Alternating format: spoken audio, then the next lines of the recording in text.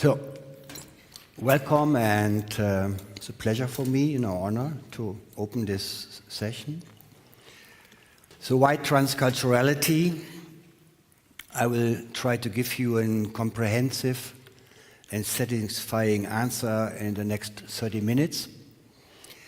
But a very plausible short one would be just one word: globalization.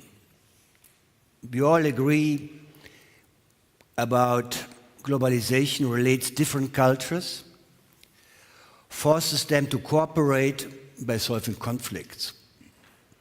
One of us like this perspective, others are afraid of this. But nobody will deny that this is a real challenge. So transculturality is a part and parcel of a process of global cooperation in terms of politics, economics, and culture. One great example for this process are the Sustainable Development Goals from the United Nations. And they are not just a great example because they are the next step ahead for strategic management in all types of organizations, but also demonstrating the problems coming with this approach. Because the Sustainable Development Goals aim at transforming our world. That is the agenda. And according to the agenda, that encompasses 70 goals, different goals with several, I believe, some 175 sub-goals too. And these sub-goals characterize universal challenges. They demand new heights of multilateral action based on evidence and built on shared values, shared principles, shared priority for a common destiny. And one world, shared values, common destiny, sounds very good. Everybody will agree. But given the well-known turbulences in our world, nationalities and all the other things, that seem to be more a vague hope than a matter of fact. And this is important to understand, and this is my first conclusion. To share one world is not the same as to accept that this shared one world is our world. To share a world, economically, culturally, politically, is a matter of fact. You can not deny this. But to contemplate this shared world as our world could only be the result of a historical learning process. That is not a given. It's not self-evident. It doesn't come by nature. And this is a sort of idealism. We should keep in mind you need to start this learning journey, but this is not the end of it. The same could be said with Sub-Saharan Africa, the next hub of globalization. Given the economic and political facts and the latest news about this, some countries that could also be seen as a naive hope, sparsely covered by facts. And still, again, to share one world, as I said, to create a mindset that this is also our world, is not a given, but might be a result of a global and purposeful effort to develop this world. And this is important for the German industry, important lessons for the German industry too. It's very easy to invest in Africa when everything is set. That's easy. That can be done by everybody. But from an entrepreneur, we expect a lot more. we expect to accept risks, we expect to be creative, we accept that there should be some considerations, but also that the industry might be a driving factor. So from the political perspective, Sustainable Development Goals are drivers of this process. The last G20 meeting summit in Hamburg had a focal point on African partnership, and now the African nations developed an agenda, the Africa we want. Yes, international regional initiatives are important, but if we have a closer look, we see, and as an economist I must say this, that maybe the economy, that business will be in the driver's seat for this process. So here then the G20 Africa partnership is asking for investment, sustainable infrastructure, employment, inclusive economic growth, and so forth and so forth. But I believe that inclusive economic growth is not just about grand national product. It's also about the distribution of income, the fair distribution of income. It's also about decent employment and social standards. It's also about the protection of natural resources. So inclusive economic growth is something which is completely different from international trade, just the exchange of goods. And that is something, a lesson we have to learn here, because especially the Germans like the notion of international trade. That is our world. To produce in Germany, to sell it around the world, and then be wealthy. And this time is over. This is no longer the way you can do business in the world.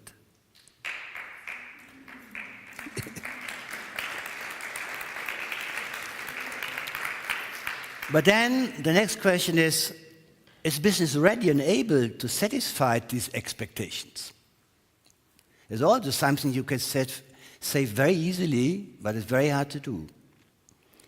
And I will focus for the rest of my speech on this aspect. What do we need to do this? What are the challenges for business? And in a nutshell, the answer will be transcultural leadership will play a crucial role here, because it's about entrepreneurship. It's about risk acceptance. It's about management of challenges. This is something maybe very difficult, but I will try to explain it on a not too complicated level. As I said, international trade is just the exchange of goods. It's a discrete transaction. You offer something, you sell it, there will be a buyer, that's it. But the global value chain is completely different. The global value chain is about cooperation. International trade is about short-term relationship. Just selling, buying, selling, buying. But global value chain is about long-term cooperation. It's about investment. Not only financial investment, but also emotional investment, moral investment, fostering partnership. And here you see this model. Mr. Trump, by the way, is also fascinated by this agenda. Why? Right in the middle column, you see the traditional one, the market. Here you buy, the focal firm buys anything, R&D, design, production, and so on. But the global value chain is to invest in other countries, foreign direct investment, and also to set up joint ventures with other governments. And that changed the whole game, because then part of the value creation takes place in these countries. So maybe R&D might move from Germany to China. I can remember some 20 years ago we had a discussion with Chinese government about the so-called local content. And they insist on having 20% Chinese local content, and the Germans try to bargain that local content means bodies, windows, and all the other nice things. And the Chinese insisted on technology, engines. Today, Daimler is shifting their R&D department to Beijing. And that means part of the value creation takes place in these countries. And the same holds true for the outsourcing process. It's not just a one-shot game to buy something. Companies, German companies, develop original deliverings focusing on components, not just raw materials, not just labor or whatever, but components, equipment manufacture, original equipment manufacture. And again, value creation takes place in these countries. And that means it does not take place in Germany. And this has some consequences for our country too. On the one hand, developing countries, developing nations might find out a way out of poverty by developing their own industrial base, but at the same time, same token, we face problems here with regard to our social system, employment, and so on. And this is one good example of what it means to live in one world, to share one world. It's not about happiness. It's not about competition. It's about ways to live, chances to live. And I think this is something we cannot deny and we cannot change because we do not have the power to do this. We have to deal with this. What does it mean? 80% of trade, so-called international trade, takes place in global value chains. And global value chains are organized by organizations. We all call our societies market economies, but we are organizational economies. One of the consequences is that 25% of all the international trade figures are counted twice. So we do not even have the statistics to find out how is it accomplished, global value creation.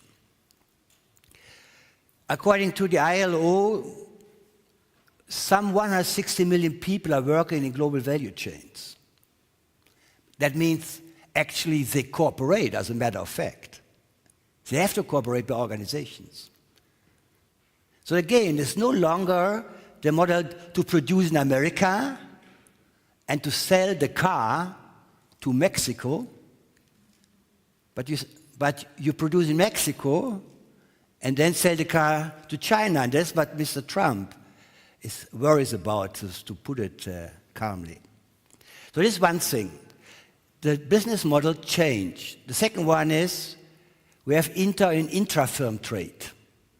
And that means we cannot enforce this relationship by courts, by third-party enforcement.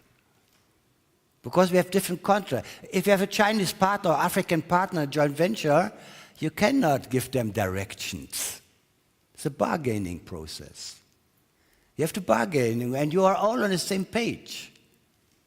There's nobody superior in this relationship. And it also includes the upgrading process for the developing countries, or at least the possibility to upgrade. I also can remember this situation some 20 years ago in China, where the Chinese side make completely clear that they do not intend to produce cheap products and Germany sells them. That was not their intention from the very, very beginning. They were interested in getting local context to develop their own economy.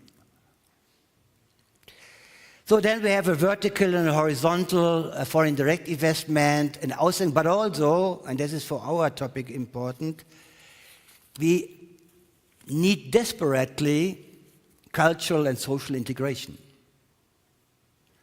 So transculturality, global business ethics, whatever you call it, sustainability management, corporate citizenship, comes directly with an economic development which nobody can stop. So it's not something good on top of hard business. You cannot do business anymore without these aspects. And if you cannot manage these aspects, your economic results will suffer. Poor management will be directly afflicted by these developments. This is a quote I like very much from the sociologist, the American sociologist Park. And in the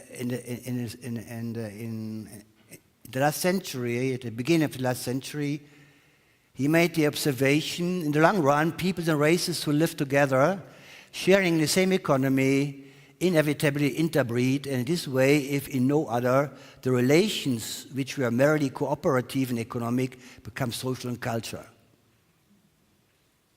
That's a very simple sentence, but includes a lot of problems, as we all know. Discussion about migrations, discussion about social science, and so on. But this is a matter of fact.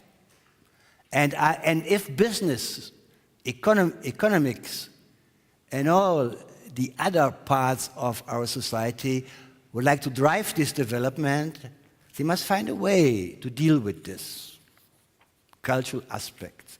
And that's something new, because I'm a trained economist, and when I studied this subject matter, nobody was talking about culture, ethics. Everything was about microeconomic equilibrium, prices including every information, and so on and so on. Yeah?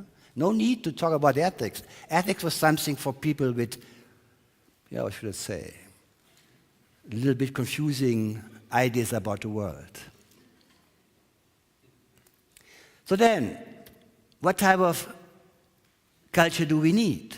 There are two approaches to manage this. One is the intercultural management approach, and this belongs to the international trade part.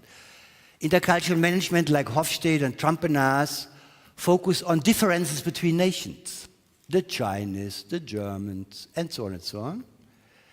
And they believe that culture is something like containers, closed entities which no door to entrance. With one exception, you can join the nation and become a German.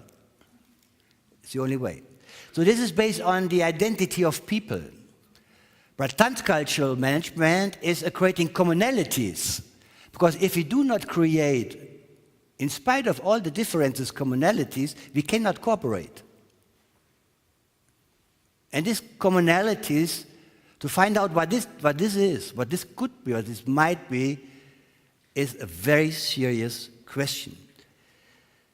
So, and I want to, it is transaction-based. It's based on the idea to create relations.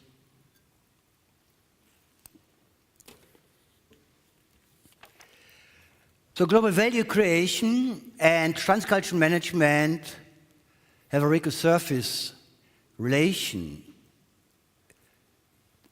Global value creation is the reason for transcultural management, but transcultural management is also an enabler of global value creation. If we do not create this ability in our strategic management, in our mindset, we have no chance to survive. This is just a little bit systematical, the differences between intercultural management and transcultural management. I do not want to go too deep into this, but it seems to be clear. Intercultural management ends up by understanding and tolerating differences and try to avoid conflicts coming from this. Transcultural management ends up by finding and developing commonalities by a learning process. It's a process to learn together. It's not a process where one party has to learn and the other party knows everything. That is also something some Germans like to believe. We know how to build cars. So please listen. And that means we know also how to sell cars and to marketing cars. Because it's all the same engineering stuff. But at the end of the day, the ability to realize these differences and to make them productive, that is one way to understand transcultural management. So then, transculturality is a learning process for creating relations. And if you want to do this, and this is my personal experience here, it's nothing very scientifically founded. The first step is, if you encounter persons with a different cultural background, you should have an attitude of a non-normative observation and analysis. That means there's no need to come up with comparison and judgment about differences. Just realize that there are differences. That's the first way. And do not value them in the one way or the other. So this is a very relaxed approach to this. The second step then is, how can we identify commonalities? And these commonalities, cultural-wise, will be the result from having or doing something together. I believe that morality and values and culture are the result of the practice of human beings and not the result of management seminars.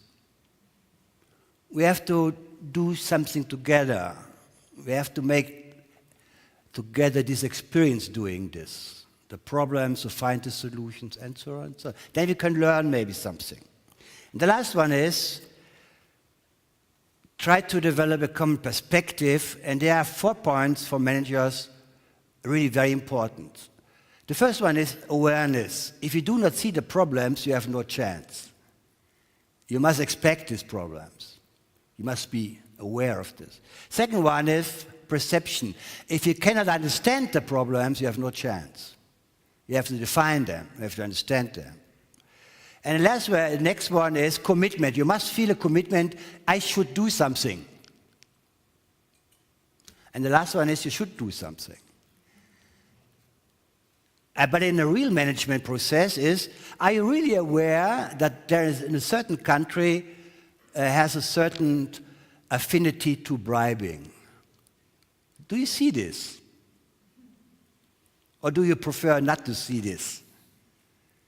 I can remember a top German manager responsible for 20 years African sales who came up with a statement he never saw corruption. I think he was not blind. So what is it then? It's not enough, the readiness to see. Then can you define this? What does it really mean? What are the reasons for this? What are the driving forces for this? And then are you ready to fight against this? That could be very dangerous too. And not always healthy for your career. And then, at the end of the day, do something. So, but I see, if you start with a non-normative observation, okay, there's a problem. I see something. To do something, that's a journey of learning for individuals, for groups, for organizations, and in different cultures. And in a very plain language, and I know that this is maybe not politically correct, but in a very plain language, the whole mystery of transcultural management is that we are ready to put up with other peoples. That we can really suffer the other. That's very basic, I know this. This goes very, very, very, very far back in the history of human beings and mankind. But this is the first civilization based on accepting the other as others. That's a minimum requirement. If you don't do this, no chance. So the last couple of minutes, or if you want to the next 2 hours, I will give you some insights on how to manage this process. I flipped through this because my students already know this. The first thing is you must see it as a strategic challenge. And to invest in such countries as Africa or other countries with a different, this is a change of strategy. Global value creation is a change of strategy with consequences for the organizational structures, but also for culture. And one problem is you can change your strategy in 1 year, you can change your structure in 2 years, but changing your culture, it takes 6 to 15 years. So there's a gap. You have a different strategy, you have a different organization, but you have still the same people. They do not understand what's going on here. And transcultural learning and values management is one way to bridge this gap, to make it more operational. Second one is, transcultural management is not about culture in the sense of nations, but we have, in a company, a corporation, we have different levels of culture. One is the individual level. Every individual is a culture. There is no culture outside. We cannot touch it. We cannot kick it. We cannot eat it. It is inside us. We are culture. And so this is important, and especially in times of uncertainty, individual leaders are crucial. So they can make all the difference. Second one is professional cultures. So, for example, to build a car, there are not so many ways to build a car. So all the engineers have the same idea how to build a car. Bankers have the same idea how to do business. Professors have the same idea how to dress. And so on. This is a professional culture, and if you have the joint venture, it might be a good idea to start with the professionals, because at the end of the day, they agree to something. For example, how to build a car, or how to make a money transfer, also, or how to dress by giving a presentation at a conference. And then we have organizational cultures, also different. And inside the organization, there are different cultures. Management cultures, scientific cultures, or marketing cultures, and engineer culture. Every company is dominated by one or the other culture. There's no homogeneous container, the culture of Daimler, Mercedes, Stuttgart. There are different cultures. The question is only which one is the leading one? The engineers, the managers, the scientists? So, for example, chemical industry is shaped by scientists because they are important to produce the world. So if you want to manage then transculturality, you must understand that it is embedded in a network of diversity, not only in nations, between nations, but between people, organizations, professionals, and nations too. How can you do this? One thing is you should give up nice ideas. One idea is, for example, in Germany is to have a strong culture, something good. A company with a strong culture is beautiful because everybody believes in the values of the... But in a global context, a strong culture is a disadvantage. Because strong cultures exclude others. That means, for example, if you have a strong culture, a company A, with a centralized management of this culture, and many, many German companies work in this way, especially in the automotive industry, it might be hard for you to find partners to cooperate with. You might buy them. Yes. But if you have a Chinese or African partner having the same features, very strong culture and very central, that is the end of a cooperation. I have seen this with my own eyes. You can no longer talk to each other. On the other side, A2 is a startup, decentralized. No culture at all. And now as we all know, big companies try to cooperate with startups. And this is the cultural problem here, from A1 to A2. So you have to make a decision, what type of culture do you want to have? And I know actually, to say it more polite, not many companies who really think about in a strategic way about the culture they want to have.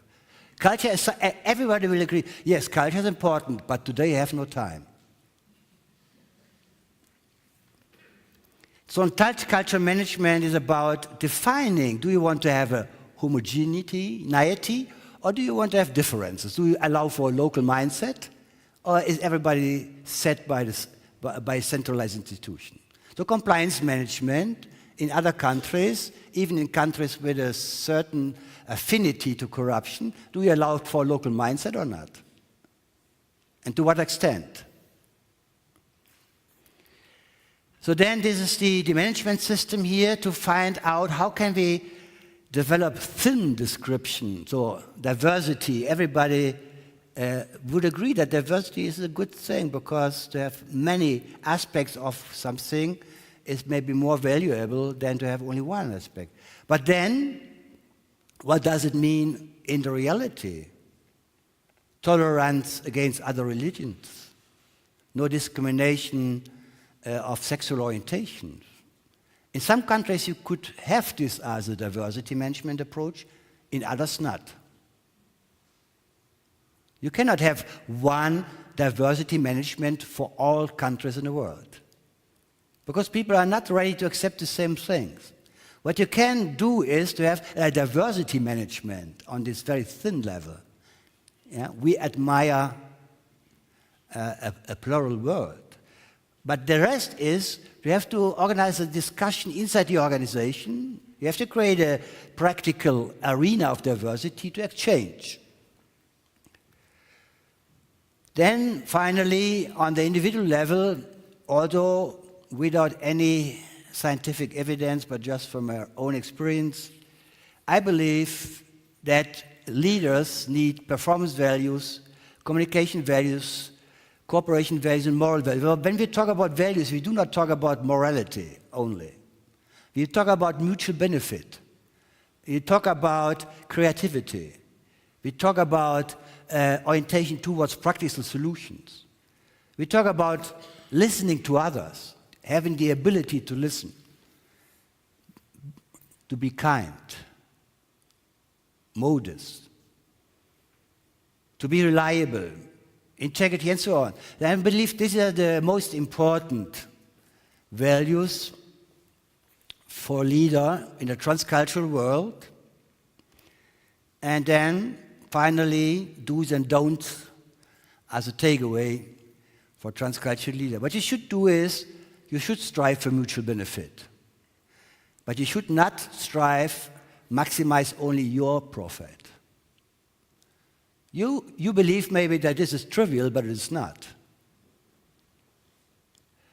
You should look for practical solution, and you should not like to enter into fundamental and controversial discussions about principles. So is child labor in general good? Instead, you should say, what can we do to improve the situation? Sometimes, of course, that does not mean that you should hide your own opinion, but you should not looking for this type of fundamental issues. Develop creativity in a mindful way and give up the idea that you never change a running system. This is the way we do it. Please adapt to this. Avoid to judge too early and should not think in a negative way about other cultures. Listen carefully, promote your own opinion, be kind and polite, demonstrate a direct and harsh attitude, something the Germans have a certain reputation for, being very direct and harsh, but they believe that they are polite, so this is the problem. Settle conflicts thoughtfully, behave like a bulldozer, is the other side. Stick to your promise, adapt to the situation, establish a long-term partnership, focus on aggressive short-term goals, the golden rule, and fairness to everybody. If you follow this behavioral principles, these attitudes, how to shape a world, the world in which you live, and add some knowledge about the country. And then you have as from my experience at least, a very efficient, effective way to become and to be a transcultural leader. Thank you very much.